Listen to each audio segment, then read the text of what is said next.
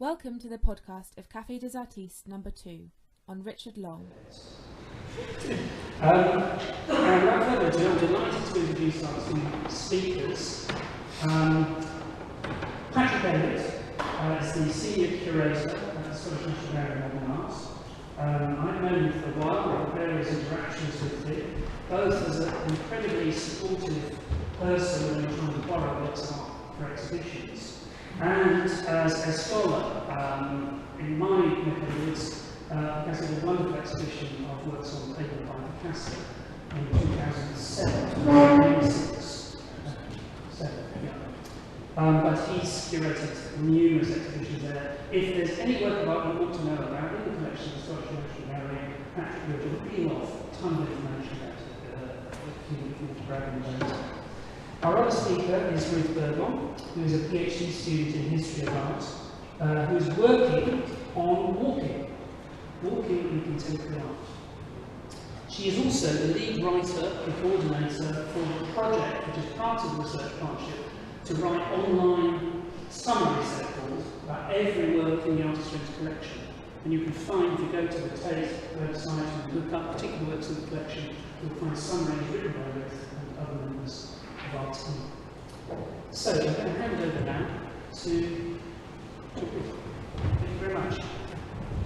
So what we're going to do is I'm going to give you a quick introduction to Richard Long and his work, and then I'm going to pass over to Patrick, who is going to talk about specifically working with Richard Long in 2007 on an exhibition at the Scottish National Gallery of Modern Art. And then we're going to go back to me again, where I'm going to pick up on a few themes in Richard Long's work that I kind of see specifically in the Artist Rooms works. So this is the video that was playing when you were coming in. It was just to give you an idea of the way Richard Long installs his own works, and often with exhibitions of the Artist Rooms works, he likes to be on the scene installing works himself. So I'm going to start with this circle here. Circles are a theme that come up again and again in Richard Long's work. It's a sort of universal symbol and timeless symbol that he uses. And this particular work reminded me of something that Carl Andre said about Richard Long's work, which is that it orders the nooks and crannies of the natural world into works of art. And you can see that this work is bits of driftwood organised into a perfect circle on the beach. But what's important here as well is the way the photographs are being taken. And Richard Long's very conscious about the way he takes photographs of his works in landscapes. And that this is lined up with the horizon line and the line of the sea and the beach, with the circle on the beach, the curved line against the straight line. So he's always very conscious about the photography as much as the sculpture. So Richard Long was born in 1945 in Bristol, and he studied first of all at the West of England College of Art in Bristol, and this is a work that he made while he was there. So you can see already as a student, he's producing works which are quite challenging and avant-garde in nature. And actually he didn't stay and finish his course at the West of England College of Art. He felt that it was quite provincial and conservative, and I think they felt that his work was not the kind of traditional sculpture that perhaps people created there. You can see he's already thinking about walking as a practice, or the process of creating over the product. So this is a snowball that's been created by him walking through the snow, and the photograph focuses on the path rather than on the snowball, the product of this action. So the works that I'm going to talk about particularly are works in the Artist Rooms collection. I think Patrick will pick up on some other works of art. But at the moment you can see these in Stoke-on-Trent. There are 27 works by Richard Long in the Artist Rooms collection, and most of them are works on paper, photographs, maps, that kind of thing, and prints. But there are two sculptures, two of which you could see in the introductory video, installing them, the ellipse and the Somerset Willow line. And then there are a couple of books as well. But if you're not going to get to Stoke-on-Trent anytime soon, there's actually this exhibition on at the moment in Summer Hall, which is only on until Friday, and it's got a couple of works by Richard Long in it, so I recommend you get along to that exhibition if you haven't already. So I'm going to switch back and talk about some of his work he did as a student. This is a work called Walking Man that Long produced at the West England College of Art. And he's already thinking about walking again, as with the snowball line, as a possible way of creating work. And he said that he made this work after seeing a sculpture by a Japanese artist at Tate Gallery, which was on the ground, and it really struck him. He said that it was very minimal work, just a pure convex shape on the floor. It really knocked me out. And what I think struck him about this work was that it wasn't on a pedestal, it wasn't above the viewer, and that it was in the space of the viewer. And you can see that he's working through some of those ideas in this particular work already at a very young age.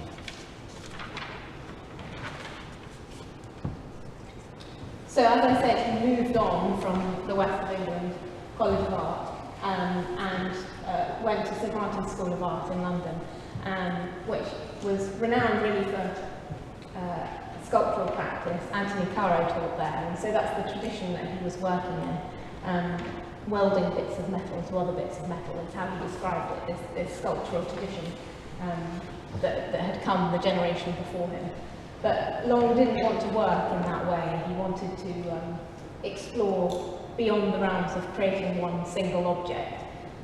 And you can see already here, this is him on the rooftop of the art school, and he's created sort of dams and blocks of sand and filled them in with water. And he's trying to work out a way in which he can make a sculpture that involves the landscape somehow. The reflections of the sky are important here. The fact he's made it on the rooftop rather than in the studio space is important. That it's in the open air and that he's using natural materials. And at the time it was really unfashionable to be making works of art that were landscape related, and in some ways he was trying to work out how in a modern world you could make landscape as an artist. So this is a work that you've probably seen this photograph before. This is probably one of his most famous works, and even though it was made so long ago in his practice, he's probably haunted by the ghost of it. But it's become very important in the history of art as a piece which embodies many different practices. It's a minimal sculpture, but without any physical form.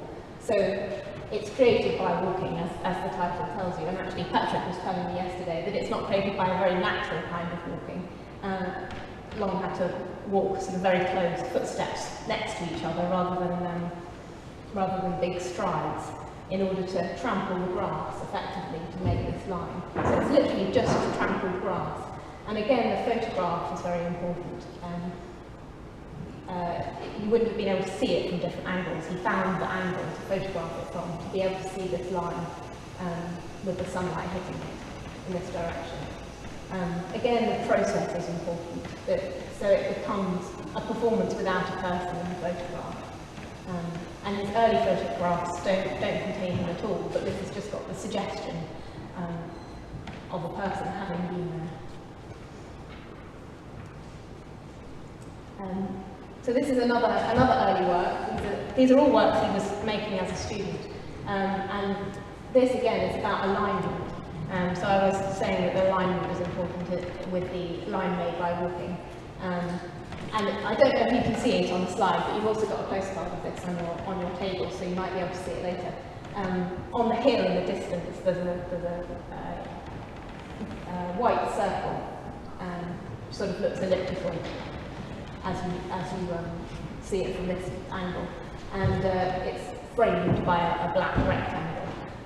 And Long really sees this as a sculpture in 3 parts. You've got the circle, the rectangle, and then the viewer or the photographer. And to make it work, they all have to line up with each other. What I think is interesting about this work, he doesn't actually talk about this, but he created it in Ashton Park, which is a park outside Bristol, that was landscaped in the 18th century by Upcountry Rector. And that kind of landscaping is very much about alignment, getting avenues of trees in the right place, and views to churches and buildings beyond. So in some ways he's kind of subconsciously taking on that very English tradition of landscaping and views through. So I've just got a couple of slides before I pass over to Patrick. But these are exhibitions that Richard Long had or was involved in when he first graduated, just to show you that he really hit the ground running as soon as he graduated. This is an exhibition at the Konrad Fischer Gallery in Düsseldorf. Konrad Fischer had seen his work the year before and asked him to exhibit at his gallery. And this was the September after Richard Long had graduated. So he really became kind of sort of internationally known at quite a young age. And this is another example. This is an exhibition called When Attitudes Become Form that was curated by a curator called Harold Seaman, and it was a very important exhibition in terms of conceptual art. And this is a highly conceptual piece by Richard Long, along like the spectrum from sort of sculpture to more conceptual pieces using text. And I'm going to pick up on some of those themes to do with text in my second bit. So I'm just going to end this little introduction with a quote from Richard Long, which I think sums up his practice quite well, is this balance between the formalism of the human and the patterns of nature, and it's about ordering the patterns of nature, or seeing the order within them. So I'm going to pass over to Thank you, Ruth. Can everyone hear me? I've got a cold, so excuse me for that. I hadn't realised this was being podcast, so there are certain things that I'll now have to edit out of my talk. We can edit them out later. I thought it'd be useful to talk about the business of working with Richard Long, working with an artist, and rather than what does art mean, really. You might organise or get the artist's agreement to do a show 2 years in advance with an artist like Richard Long of his stature. It would be at least 2 years. He's all over the world doing shows. So you'd have philosophical discussions about where his art stood in the world and why the world needed another show in Edinburgh and this kind of thing. And then once you've decided to do a show, that kind of thing becomes a little bit secondary. And you're thrown into a variety of practical situations, often to do with budgets, health and safety, contracts, legal issues. And if any of you students out there are thinking of working curatorial positions, that's a large chunk of what you get involved with. Really facilitating an artist, which is great fun. And it was interesting, I did this Richard Long one in 2007, and the following year I did Tracy Emin, and you couldn't really find 2 more different artists. Richard was happy to stay at the Travel Lodge around the corner from the gallery, and Tracy insisted upon a sort of suite at the Balmoral. She even had an assistant come up to check the quality of the sheets and so on in advance. But that's their thing, and you know that in advance. Richard Long's quite interesting to work with, and that unique in my experience, in that he doesn't have assistants, he doesn't have a mobile phone, or he didn't when I was working with him. He doesn't really didn't deal much through a gallery at the time. He was both difficult and easy to get hold of. If he phoned, and he doesn't have a studio, he works from his kitchen table in a little village outside Bristol. He's lived there for years, and he grew up in Bristol, obviously. So if you phone him up and he's there, you get Richard Long on the phone. with almost every other artist I've worked with, you go through, unless you get their sort of hot gold number, you work through a chain of assistants until you finally arrive at them, if you're lucky. But at the same time, it's difficult to get hold of, because if you think of a lot of his works, they call sort of 30-day walk from west to east, from somewhere to somewhere. A lot of the time he's doing these walks. It's quite difficult. He doesn't have a mobile deliberately. So you've got to wait for him to do the 30-day walk and then get back to Bristol when you can ask him all these questions. And you communicate with him by fax. He doesn't even have a pen. All his work is done in pencil on a fax. This is the foyer of the exhibition. And this is just a sample of the fax. It's just one from thousands, actually. Well, not thousands, maybe 100. And he's very hands-on about the progress of the show, about what goes in it. And it's not so much about borrowing from lots of different collectors, because a lot of the work he's done is ephemeral. A lot of it has to be made in situ in the show. Quite a lot of it with dealers and so on. Quite a lot of it you don't know what you're going to get before the show starts. You've got a rough idea, but not a very precise idea. And what's also unusual is that doing the catalogue is always posthumous in a way. It records the most recent exhibitions, because you need the catalogue on the first day of the exhibition, when all the work is being made. So our work appeared in the Tate's exhibition, which was a couple of years later, Heaven and Hell, I think it was called. So it's this kind of instruction, usually in capitals, with that little sort of Japanese Chinese chop at the bottom, and that he's sort of spelling out, he's getting things absolutely straight. And like Tracy Emin, like all good artists, he's a great artist, he's very, very particular about detail, hugely particular, particularly about the catalogue. So this is the kind of communication I was getting from him. On the right you've got a right page from the catalogue. On the left you've got his instructions to me. I'm sure he takes that little R with the shadow in it from Hockney, who did something similar. But it's obviously been sort of slightly cropped at the edge, and here he is telling me that it's got to be extended by 1 millimetre or so that it bleeds off the right. It's that kind of attention to detail that you get with many of the great artists one works with. And he's not, for the cover of the catalogue, he doesn't want, we did a bacon show a year before, and he's saying, not shiny like the bacon, brackets cheap. And he wants it sort of semi-shiny, like semi-matte, like a Whiteread catalogue. So he's been very particular about the paper type, the paper weight, the size of the catalogue. He was quite annoyed actually when Tracy Emin got a bigger one the following year. But he should know that he's sold out. The sort of artist books designed by the artist, and he's sold like hotcakes. In fact, we reprinted and that sold out as well. It's got a beautiful screen print cover. So I got a call from him about 4 weeks before he was due to show up, and he says, "You'll never guess where I am." And somehow I sort of guessed. I said, "Are you in hospital?" Yes. He had been sort of training for the show, training physically and mentally by coming to the Cairngorms and doing a walk, doing one of his walks. And he's been all over the world on perilous journeys and so on, and he just slipped on a rock in the Cairngorms somewhere. And I think the bone was even sticking out, and he had to be taken by helicopter to Inverness Hospital, and then had an ambulance which took him all the way home. It must have cost a fortune down to Bristol. And then he turned up at the allotted time with his leg in a plaster. So the whole show was done with his leg in plaster, in the most excruciating pain, which he sort of gritted his teeth and got on with. This is the first work that he constructed at the gallery. It's called Delabole Cross. It's made in a kind of slate from the Delabole quarry in Cornwall.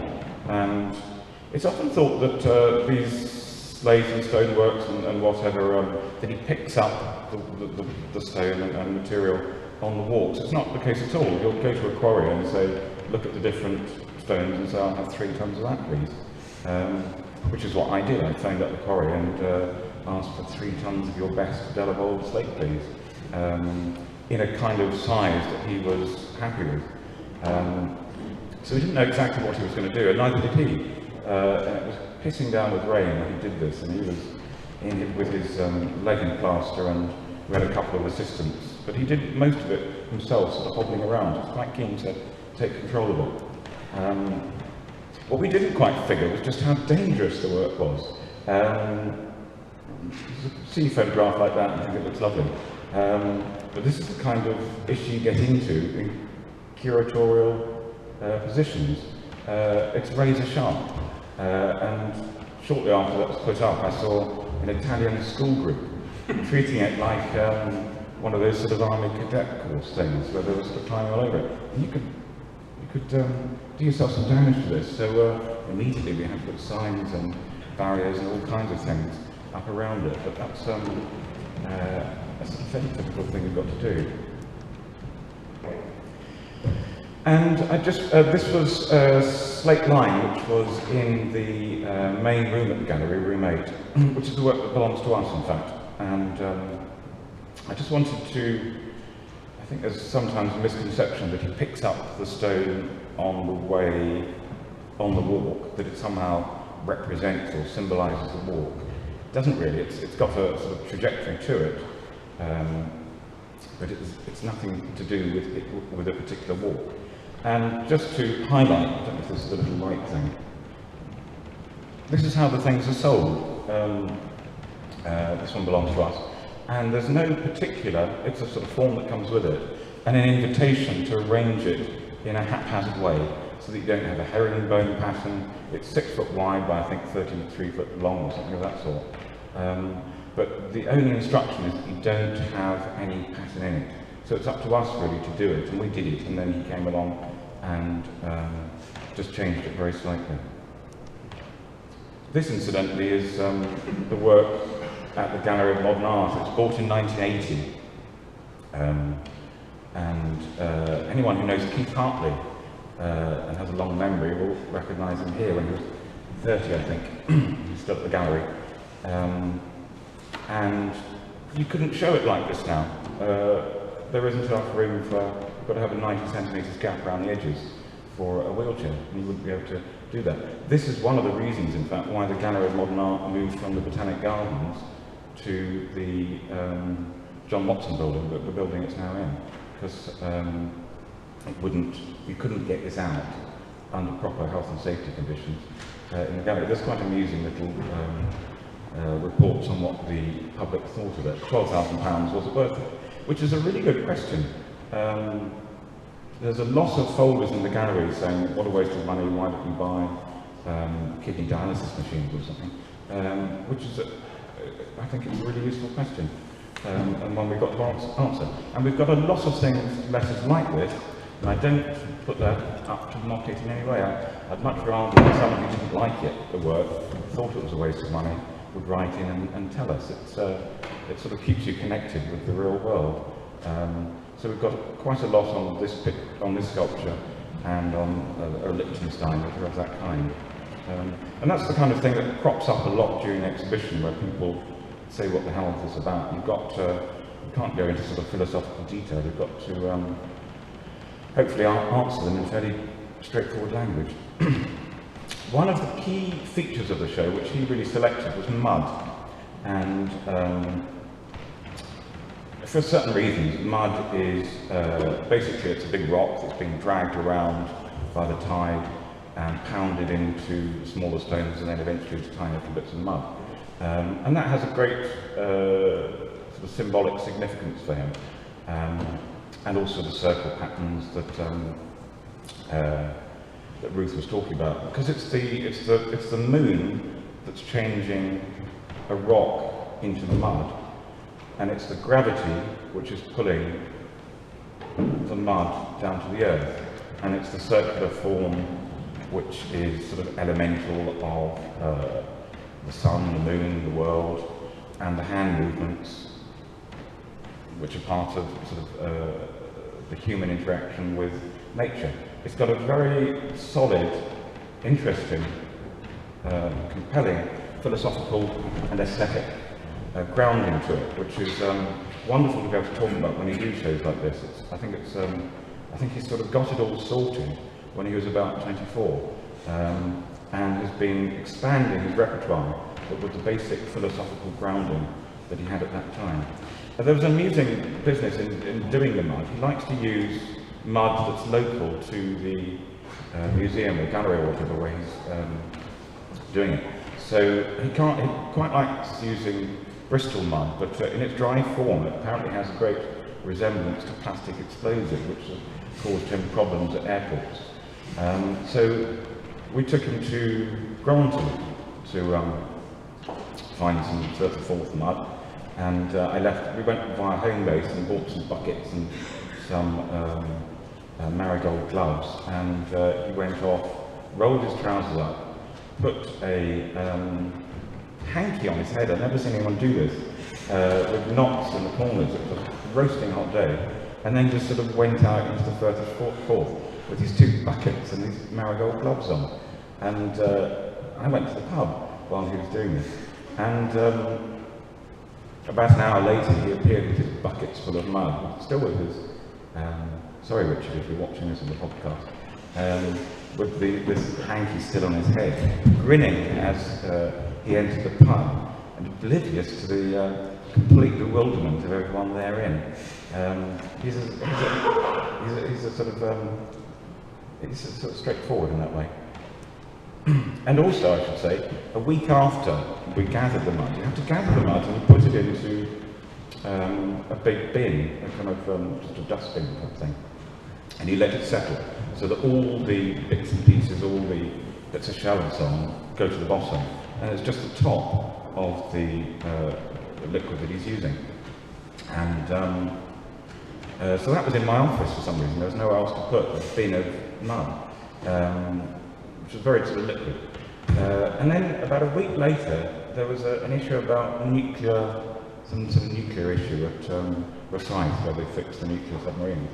And someone, very diligent and zealous at the gallery, decided that this mud might be infected with nuclear properties. So I came into the gallery on a Monday morning and found these sort of skull and crossbones, sort of nuclear signs, all over the corner of my office saying, do not open, do not pass. I don't know why they didn't take the bin out of the office, but this was just in the corner there, and someone from some council chap had come along and got sent away to some lab, and they tested it and found that it was fine. But it did smell intensely of seaweed and so on for the whole of the exhibition. This also is this is one of the last rooms in the show. Fabulous work he did on the 21st of June, this just before the show opened, circular hand thing. And with these works, it's quite a business. He does it with a string and a pencil. He'll work it out quite thoroughly himself, mapping it out with a pencil. And they're done very quickly as well. They've got to be. He's got to sort of work himself up to a bit of a state and continue the same rhythm across the whole of the work. So it's not like you can do half of it before lunch, have a sandwich, and then come back. It would be different. So, and there's a lot of the splashing, incidentally, I think is as if it's splashed. I think, you know, you can do this quite neatly if you wanted to, but he's searching for the splashing. And this one is also done with a string, a pencil, you can see a compass pin mark in the middle. And there are also various marks on it around the circumference, where he can tell if his hand is going, if it's going to match up exactly right at the end of it. You don't want 2 hands almost sort of over each other. So both of these were prepared very carefully with a particular colour paint, matte paint, chalky paint, before he used the mud on it. And this is the 34th mud, which he came up specially to test it, to make sure that it was the right kind of consistency. There are a lot of muds that don't work, the right kind of colour that would work for a show. And they're ephemeral works. This was painted over after the exhibition. We looked in, this is just fabulous. it was heartbreaking, but we had to paint over it. We didn't know which wall it was going to be. It was the worst wall that you could possibly break over in a way, and then it had the fire exit next to it. You just couldn't do it. And that was the 21st of June, by the way, was the longest day of the year, and he waited specifically to do that. There's a lot of thought in terms of measurement and time that goes into this kind of work. And just an example of how open he is, really, for an artist of his stature. He's one of the great artists, living artists, bar none.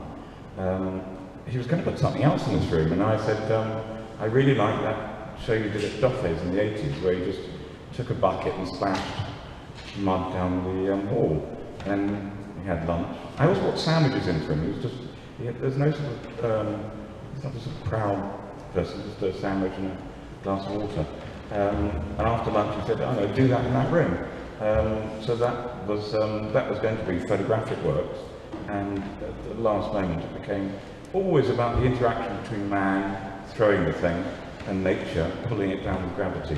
And he didn't like me watching him. He asked me to leave when he was about to do that. That's just a shot of the main axis of the gallery, with a lot of these mud works, particularly fingerprint works, which haven't been shown. I'm just showing those. I think they're some of the mud works on paper, where he's dipping the paper, black paper, into the mud, pulling it up. Again, it's gravity that's pulling it up, pulling the mud down. It's the moon through the tidal process that have created the mud. If you were to look at them closely, you wouldn't know if this was a sort of escarpment or it's something you'd seen through a telescope or through a microscope. And that interface between microcosm and macrocosm is something that informs all his art. It's like a fingerprint. Every fingerprint's different, every rock's different. Something he often says is that every time you walk into a river, it's a different river. No river remains the same. There are a lot of those really clever and interesting and permanent philosophical ideas that underlies art. This is, I was just showing, and I'm running over it. He can't sell these works. I mean, they're difficult to sell unless you commission them. So this was a brief moment where he started doing them on plyboard. It was a very, very particular kind of plyboard, which he did a number of works which are framed and available for sale.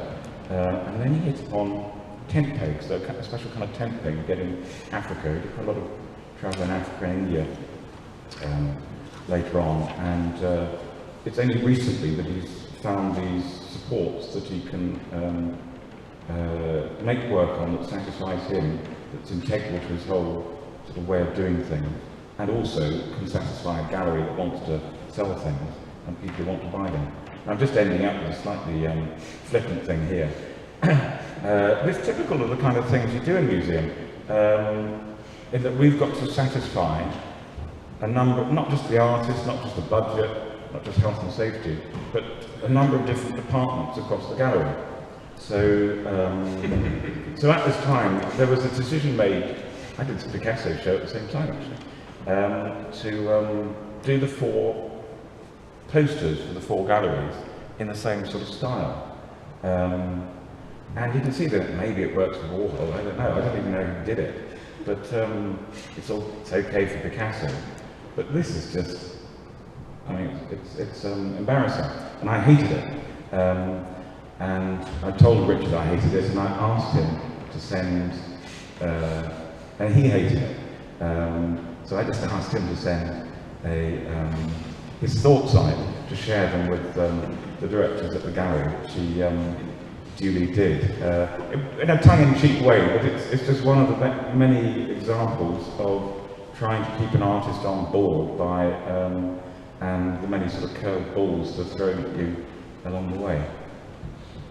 Over to you, Ruth. Great. Can you hear me?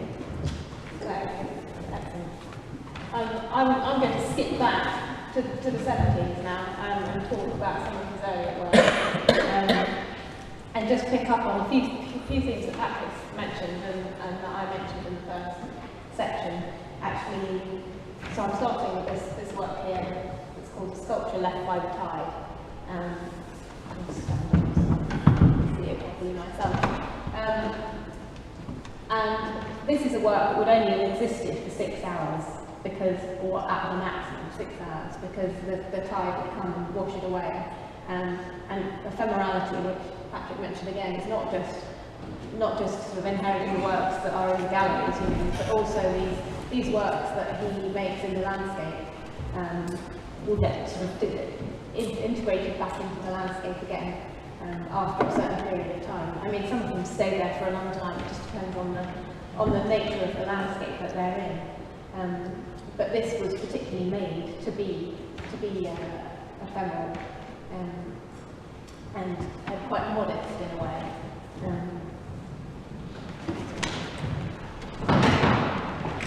And it's interesting to note that work was made the same year as Robert Smithson's Spiral Jetty, which is one of the most famous works of land art. And just in comparison, they are the same shape, but they're hugely different from each other. And I think this is why Richard Long's often a bit tentative about being associated with the word land art. He's labelled as a land artist, but he's a little bit tentative about that suggestion, because it brings to mind these American land artists making monumental, permanent works.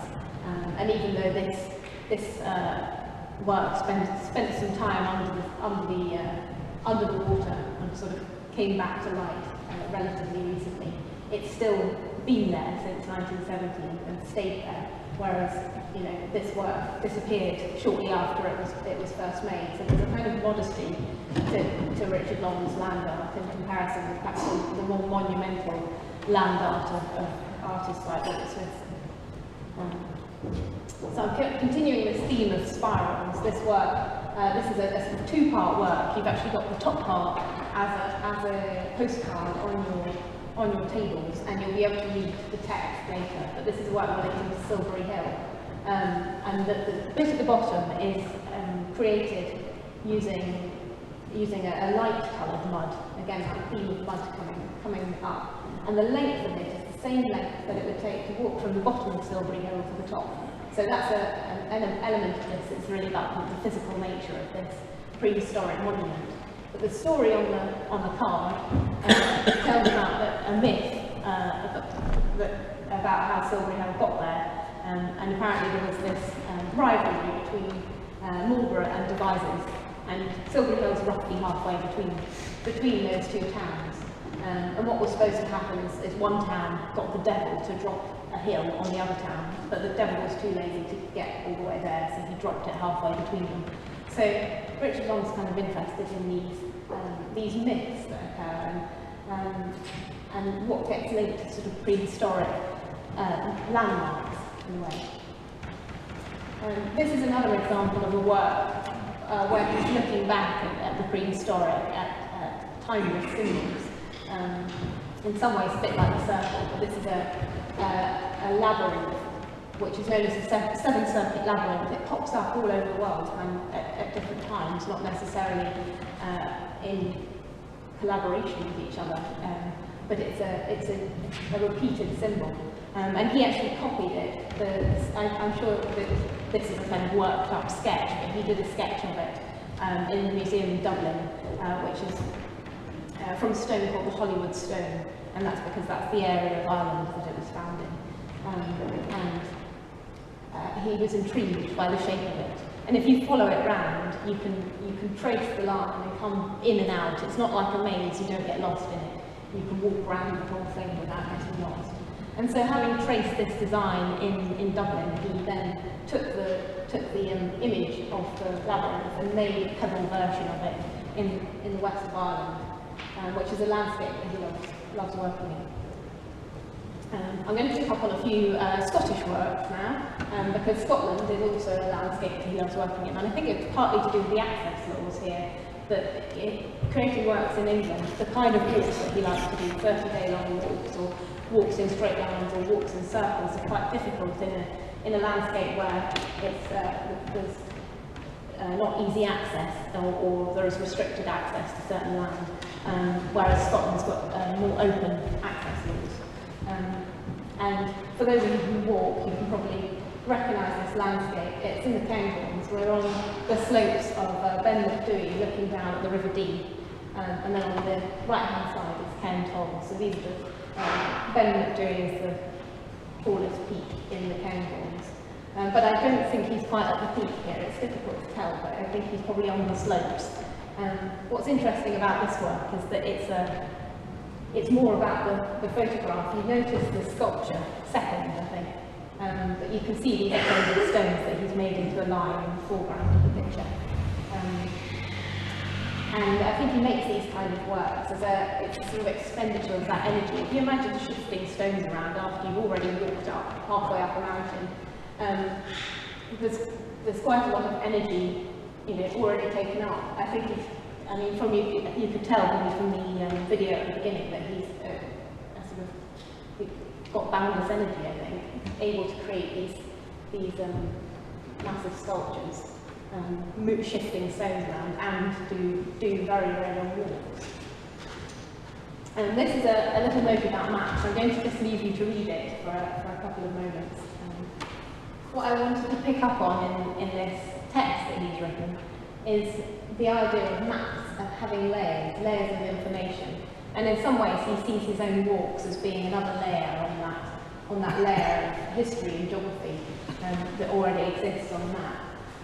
And maps allow him to bring something that he's created outside of the gallery into the gallery space. That's one of the sort of problems of walking being the main way you make art. And you can bring that experience back into the gallery either by maps or texts or photographs. But you can see that maps have a lot going for them. So this is one example of a map work that he created in the 70s. You've got a postcard of this again on your table, so you'll be able to have a closer look at it. But these are the peaks that he's walking. He's calling them stepping stones, which I quite like. The idea that walking up 5 mountains would be as easy as going on stepping stones. It shows you the kind of energy that he has.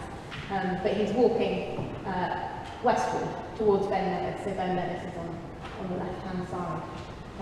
But he's not included the route that he goes. These works require a kind of imaginative meet for the viewer. That all you get is that map and that text, and you have to kind of piece it together yourself.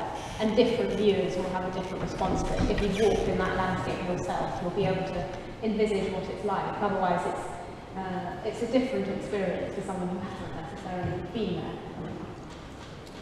This is another example of a work using maps. It's quite faint, but you can see that there are circles on this map. And again, the circle is that repeating form that comes back in his work. And each circle is labelled in this: first day, second day, third day, fourth day, fifth day.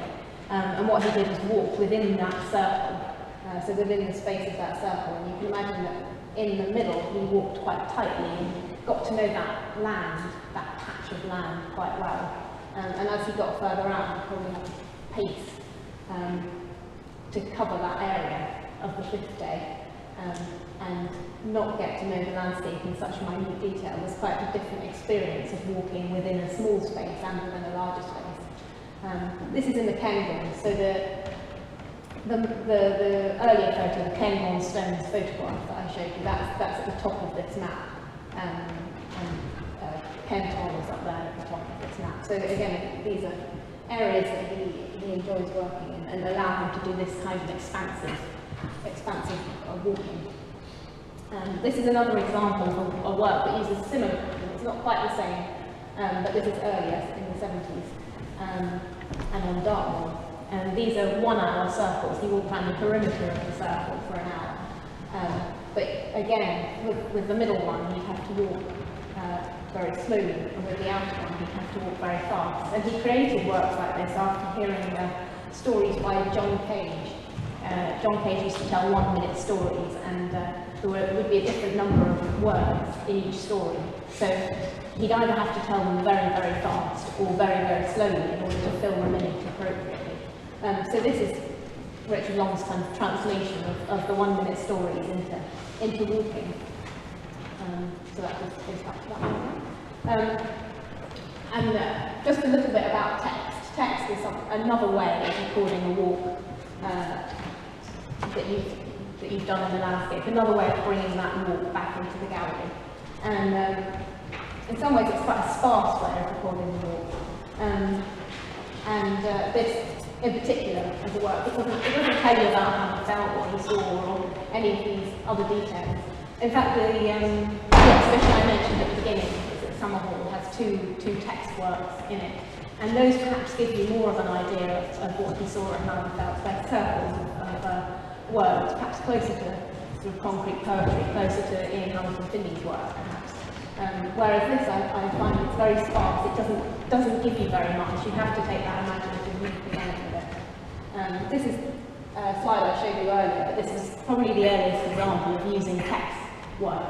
And in this, I think it's slightly tongue-in-cheek. This was an exhibition that was in Switzerland, and a landscape known for romantic walking, and he's kind of taken completely opposite end. It's the opposite of a romantic gesture, just to produce this bland text.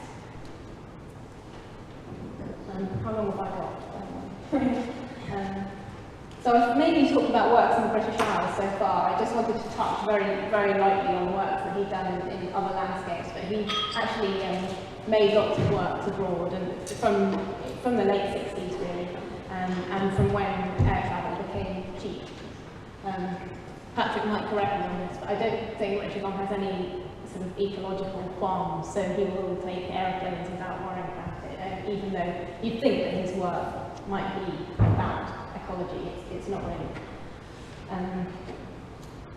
So this is a work he made in Nepal. We've got prayer flags on the left-hand side, and then a view of Mount Everest, and then some rockfall here, with a rock chipped away, just giving you a sort of glimpse of that dangerous landscape that rocks can fall on you on this path. But actually, this is a 25-day walk, and these are the 3 photographs we get. Again, we fill in all those gaps ourselves. So he demands quite a lot of us as a viewer to be able to imagine that. We have to take it as read that this was a 25-day walk. And these are the remnants of it, in a way. So this is another example of a work made abroad, a line in Japan. He said this work, this is on Mount Fuji. Originally what he wanted to do on Mount Fuji was walk around the snow line. And Mount Fuji is known for looking like that. I think that's a sort of westernised view, perhaps, of that mountain. That's what you see in the Japanese prints. But when he got there, the landscape was in control. He couldn't do what he wanted to do and make that walk. So he made this line. Some people talk about this relationship between his work and kind of Japanese Buddhism as well. I think I haven't got time to go into that, but maybe that's something for the discussion section. I'm going to end my little bit with this circle in Ireland. This is the Burgon, a very distinctive landscape with its rocks, and the circle kind of runs as a kind of curve next to these very distinct lines. Again, it's about noticing those patterns in nature and organising what he finds. So I'm just going to end on this quote here. This is, in some ways, sums up the way that Richard Long's managed to make what is his hobby into a career, bring together his love of walking and his love of the landscape and nature, and his practice as an artist together into something that works as a career.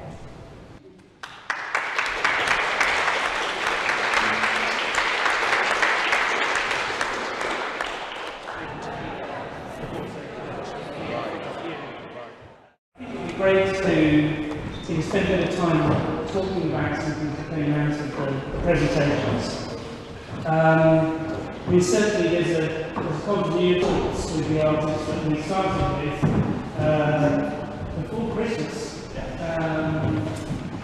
Grace, when spoke at the Inhabited Finley event, we've got two artists who, in some way, are working in the space between the natural and the cultural, but very different, I think, in the way that they do that.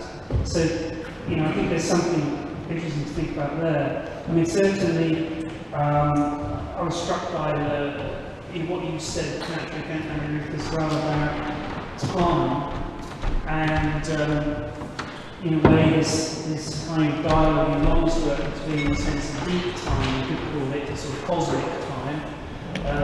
So this time of erosion of the moon, grinding down the stones and creating the sedimented mud that works through the gallery, and then a sort of human scale of time, the time of walking, the time that it takes you to organise some stones of the gallery. And I think there's a constituting frame between those different scales, if you like, of time.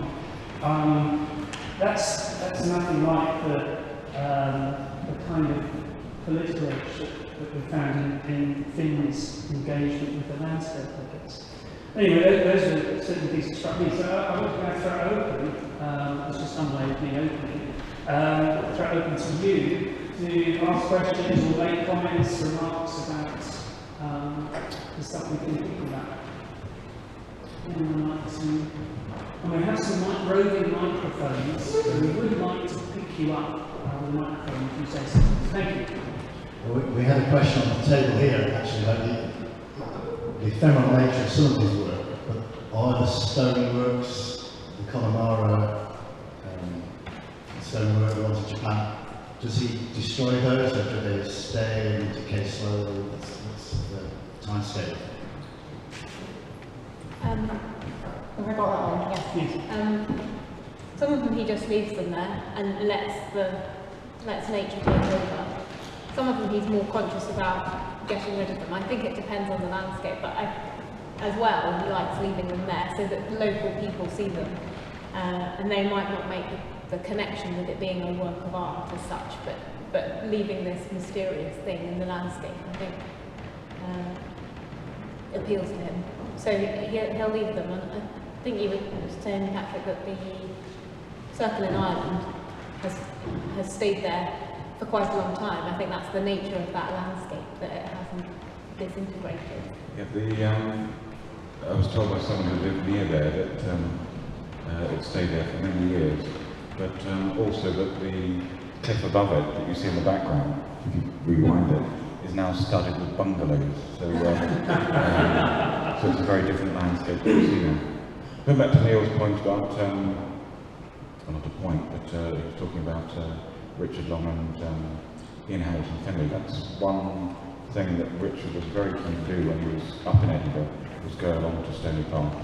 So we drove him out there with my wife, had a pub lunch on the way, and when did Finley die? 2006, so it was just after his death in 2007 that we went up there. He'd been up there before and had met Finley on a number of occasions, and was a great admirer of his. I mean, one of the ways I think that the comparison is interesting, I don't know if you think very good, is I kind of think of Finley, you can argue with me, as thinking about enlightenment problems. but Long seems very much a sort of romantic artist. I mean, with a capital R, in sort of romanticism, the poetry of the landscape, and that sort of the rise of that culture of the individual, venturing out into sublime, dramatic landscapes. That's kind of. He is very much an individual. I got on very well with him, but you always thought that sort of phoning him up afterwards, he was just slightly encroaching on his own space, and his real métier and his real love was being out on his own walking. A couple of things that I remember him commenting upon in relation to other land art. He never scoffed at anything, but you could see that he was slightly tongue-in-cheek when he was talking about some American land art that used bulldozers. That just didn't appeal to his sensibility at all. He's got a very, very light touch. It's just sort of moving a stick here and a stone there.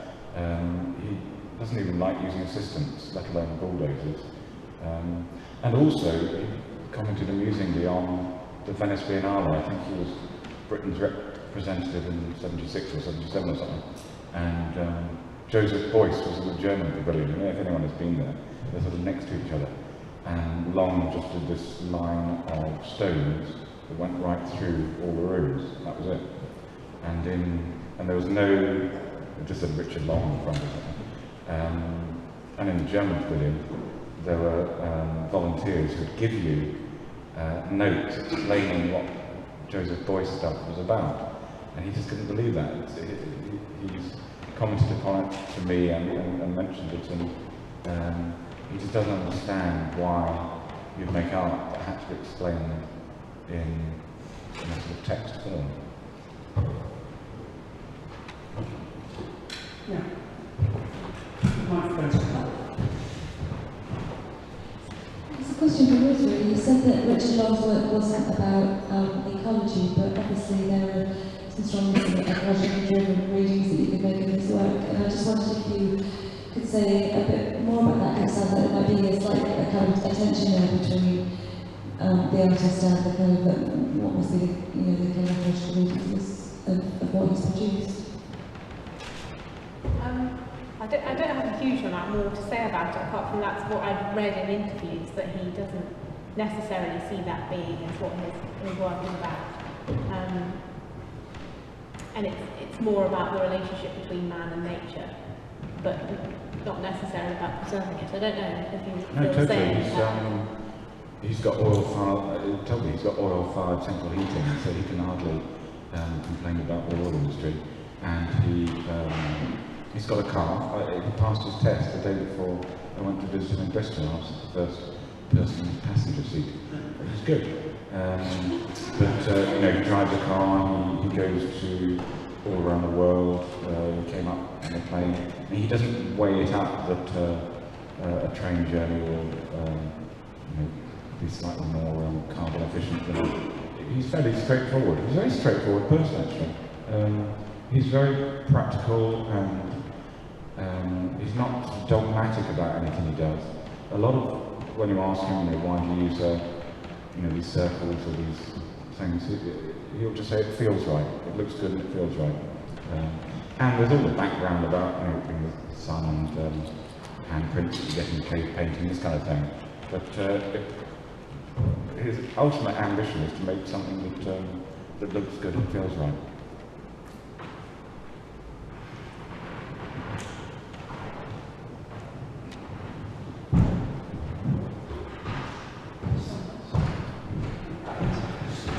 Hi, you may have just already sort of preemptively answered this question as regards to the circles, but I want to pick up on this idea of sort of cultural reference points in the work. And you both sort of mentioned the circles, and obviously at one level, the idea that they might be sort of related to natural cycles, like sort of lunar cycles and the tides and things like this. But it also seems to be a sort of possibly a spiritual symbol. The circle obviously has a sort of Christian resonance and a Platonic resonance even maybe. But you also mentioned Buddhism at the end, and there's this idea of sort of yantras and mandalas and sort of circular forms that sort of aids to meditation. And I wondered if there might be certainly that sort of flavour in the form of the circle, and also in the work more generally, I suppose. Possibly something to do with sort of mental discipline, walking in a perfect straight line, things like this. So, whether you could sort of talk a bit about the sort of cultural and religious overtones of work, and maybe especially sort of Eastern religions, whether that comes into it at all. I think his work is written about a lot in those terms. He doesn't necessarily talk about it in those terms himself, but he doesn't dismiss that.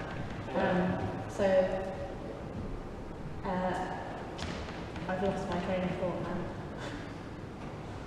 I mean, in a way, it's a bit like this.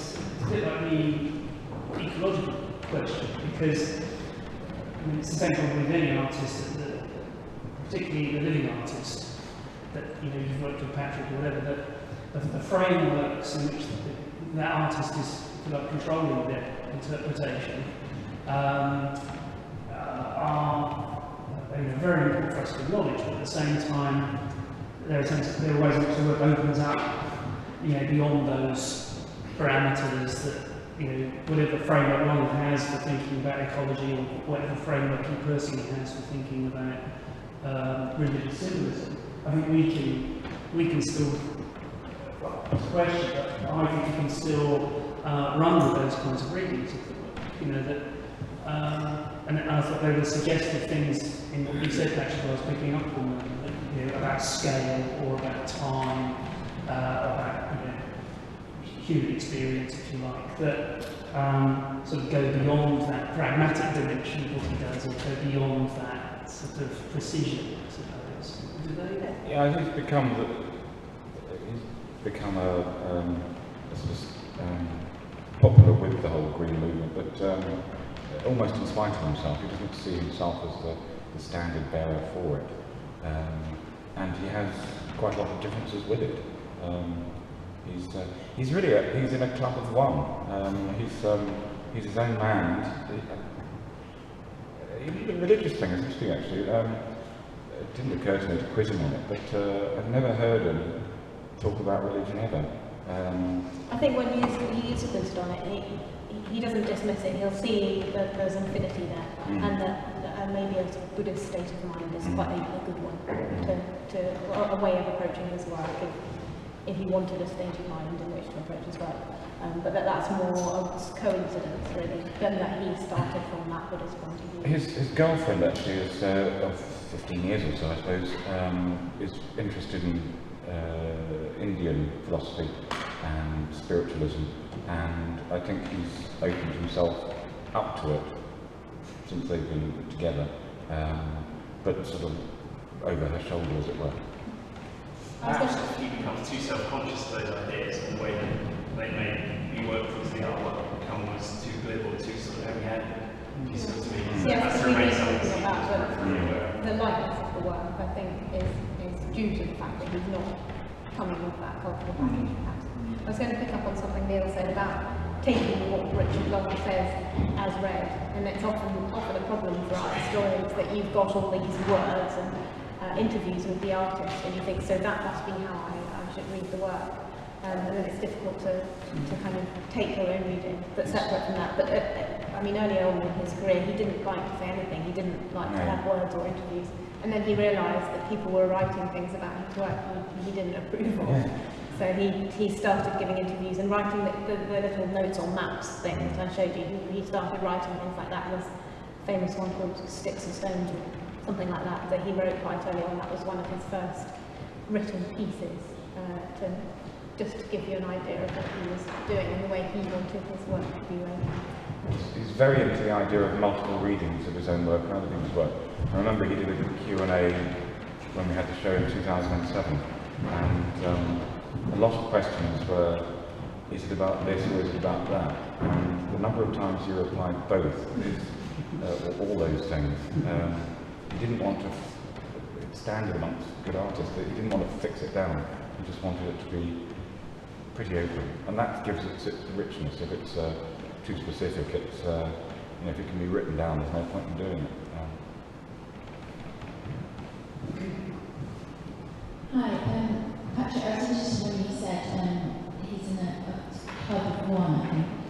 So you may have already answered my question, which was, I was watching Country Fire on Sunday. It was a piece on Andy Goldsworthy, which is great. And this idea of making art in the landscape is ephemeral, and you using found materials and so on, going back possibly to similar places. I was interested to know how similar or different you felt they were as artists and how they approached their work. Well, I remember when we did this Q&A thing, someone asked that question, what do you think of Andy Goldsworthy? Richard Long is someone who never in public and rarely in private, will sort of diss another artist. It's difficult enough being an artist without other artists of his stature sort of attacking him. So anyway, I think he liked Andy Goldsworthy's work, or some of it, but his response to that was that he, Richard, had opened doors, and that it was a door that Andy Goldsworthy had walked through. I thought that was a nice way of doing it. I suppose Fulton, Hamish Fulton, is the closest to them, and they've done a lot of walks together. And they're about the same age, and I've done some work with Fulton before. He's even more difficult to track down. He does even longer walks. So they're probably the two, his closest artist friends, and also Roger Ackland. He's not got a great deal to do with Andy Goldsworthy, but he likes it. And incidentally, I took Tony Cragg to, I'm sorry, the main yacht, but I took Tony Cragg to the Jupiter Artland, and he was telling me before that he didn't like Goldsworthy. It's got, and he was really, really impressed. The works at Jupiter Artland by Goldsworthy, the two things he's done, that kind of cottage, and you go into it, shed thing, and it's got the exposed earth underneath it, and also those rocks which are sort of sitting amongst the trees. Extraordinary things. Cragg was really impressed. He changed his opinion about Andy Goldsworthy that day. Yes. Microphone's through. Thank you. I wonder, could you comment on the changes that have taken place in his work over the years? Has he worked in certain phases, seemed towards the end a lot more mud and things on the walls rather than circles and stones?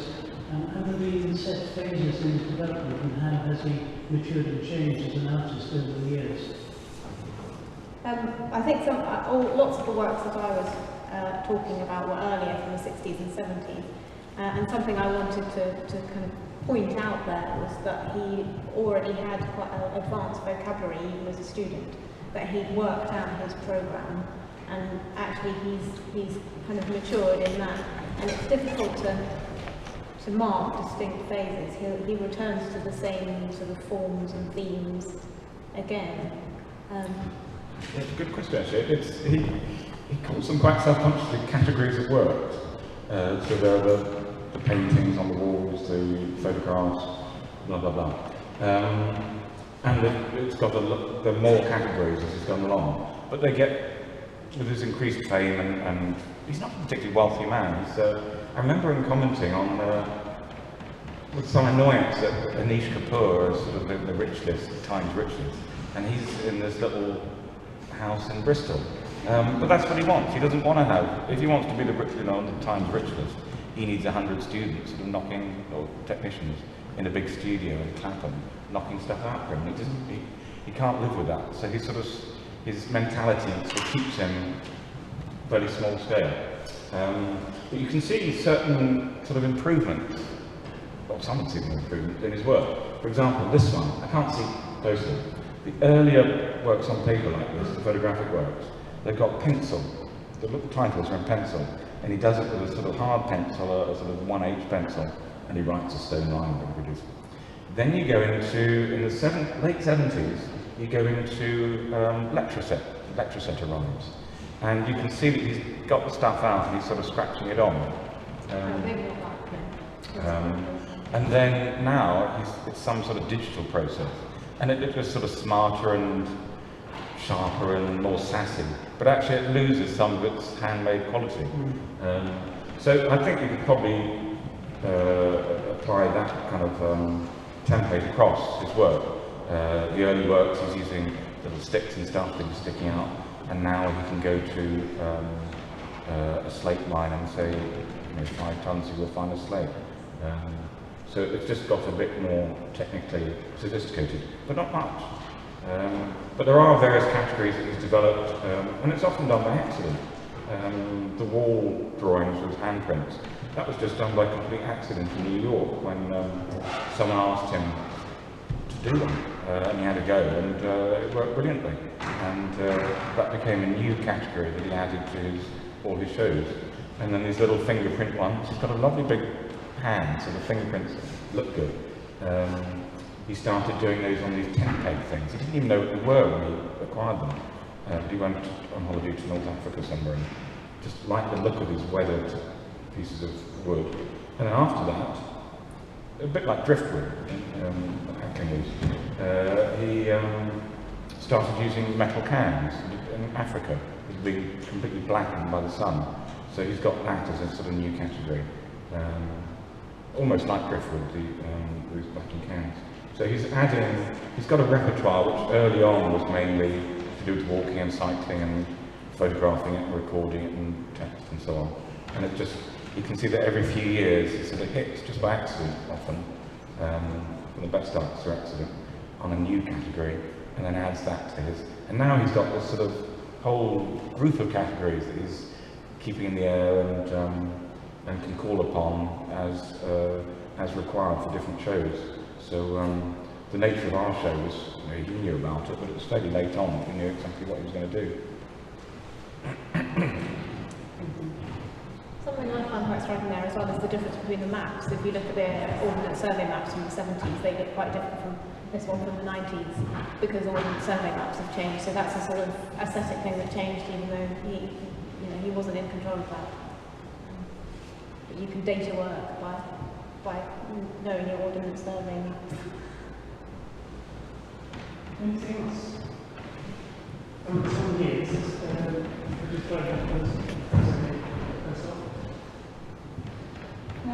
there's something quite mathematical about his work too, isn't there? Like a lot of modern music.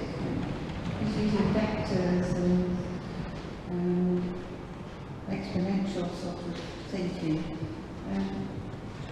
Do you think this is true? And does he know a lot of musicians? He's dead keen on music. I think he uses maths where he needs it, and I don't think he knows much about that. But music, he's dedicated to country and western, Johnny Cash. You find them turning up in the titles of his work. I got a feeling I've never asked him about it, but he'll reply. I'm sure that he takes a little mobile headphone thing with him as he's walking. It wouldn't surprise me at all. There's one work that's called Music for Walking or something. It's a list of walking songs. Woody Guthrie. Yeah, they include that. Bob Dylan. Yeah. As someone who sort of grew up in the 60s, it's a lot of music of that period. And the mathematical thing, I think he uses, as you said, what he needs, and it's a sort of quite simple geometry, in terms of circles and things. And I was talking about John Cage in relation to this, and obviously he's a musician and composer, so he's making those references,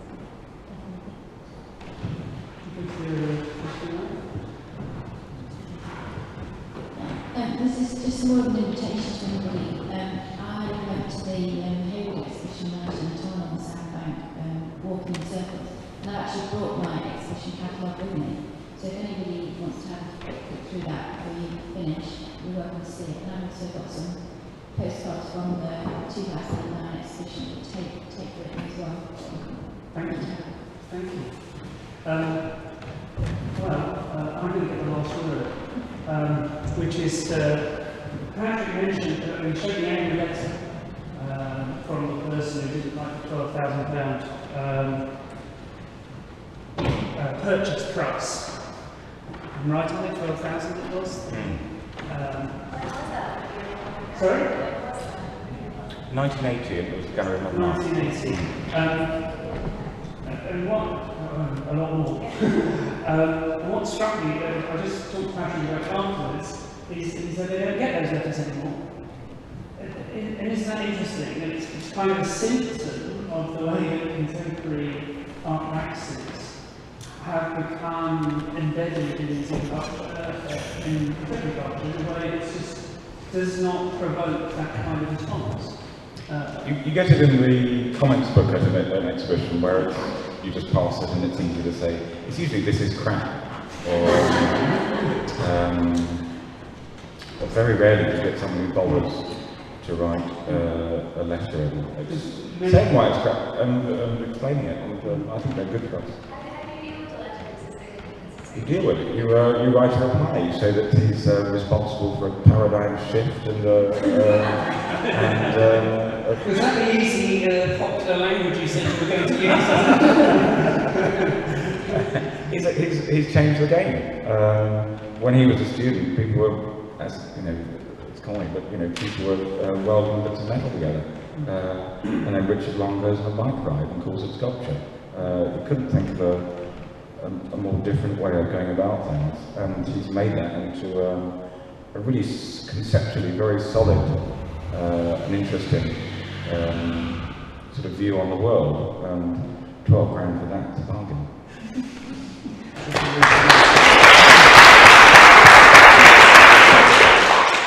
Thank you for listening to the Café des Artistes. For information on upcoming events, please visit the Artist Room's Research Partnership website or like our Facebook page.